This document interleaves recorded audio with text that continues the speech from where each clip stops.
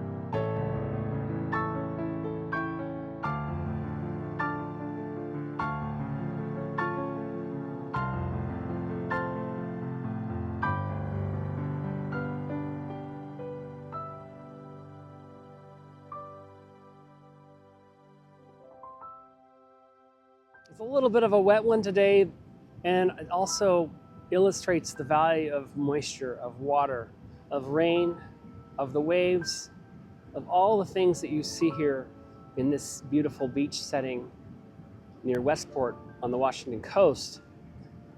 Because to me, water represents emotion. And another important component of understanding discernment is about understanding your heart, understanding your feelings and your emotions.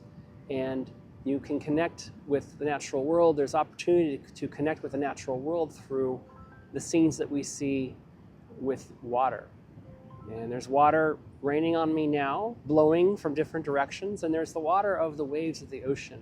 I invite you to spend some time today with the waves of the ocean and working with that concept of how does my heart play into this topic of discernment? If it's a particular thing you're looking at, a decision that you're wanting to make or moving towards healing, a question you might ask the waves or the ocean is, how can I connect my heart to this self-clarity? How can I connect my heart to you to better see the path that lies before me, to see myself more clearly, to see my heart more clearly, to see my emotions, my feelings, to lean into those in ways that can be helpful in whatever scenario it is. Take a big deep breath in, a big exhale. Feel the weight of your body and allow your heart to flow with the cadence of the ocean.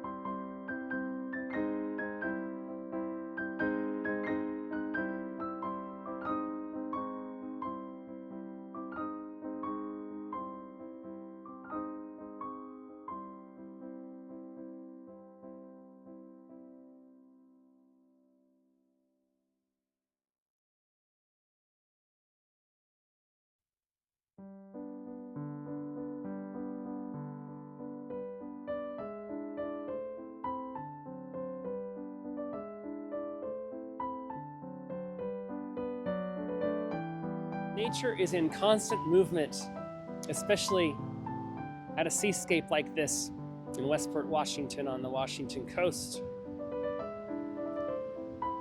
How is your reflection on discernment in your life?